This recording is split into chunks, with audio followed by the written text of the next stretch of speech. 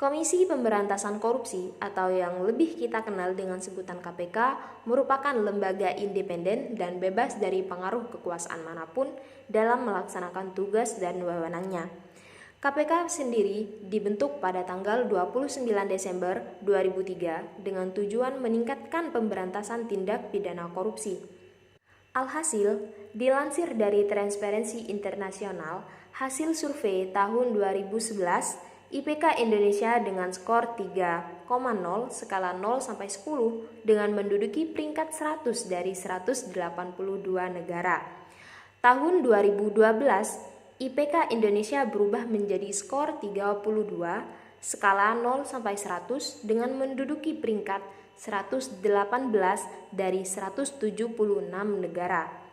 Tahun 2013, IPK Indonesia tetap dengan skor 32 dengan menduduki peringkat 114 dari 177 negara.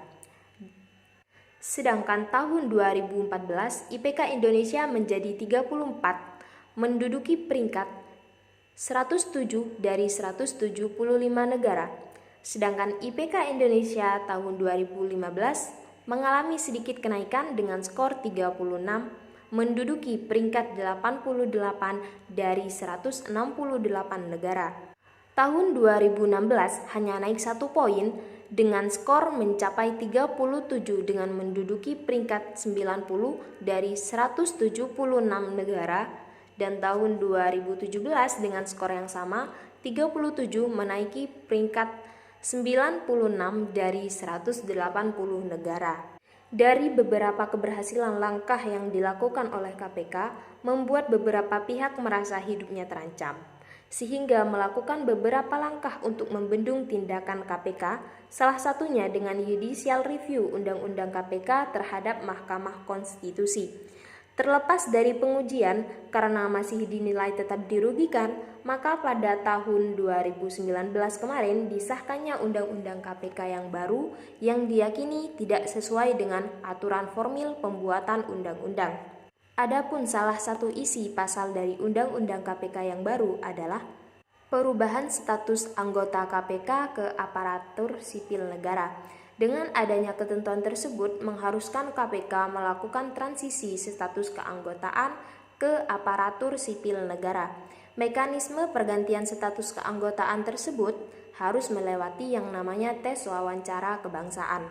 Sejak tanggal 18 Maret hingga 9 April 2021, KPK berhasil melakukan asesmen tes wawasan kebangsaan terhadap 1.351 pegawainya sesuai dengan amanat Undang-Undang Nomor 19 Tahun 2019 tentang perubahan kedua Undang-Undang Nomor 30 Tahun 2002 yang juga dipertegas dengan PP Nomor 41 Tahun 2020 tentang pengalihan pegawai KPK menjadi pegawai aparatur sipil negara, serta Peraturan KPK Nomor 1 Tahun 2021 tentang tata cara pengalihan pegawai KPK menjadi pegawai aparatur sipil negara. Dengan adanya tes wawasan kebangsaan tersebut memberikan hasil jika terdapat 75 anggota KPK yang tidak lolos dalam tes tersebut. Salah satunya adalah Novel Baswedan, penyidik senior KPK, dan beberapa anggota KPK lainnya yang saat ini menangani kasus-kasus besar terkait korupsi.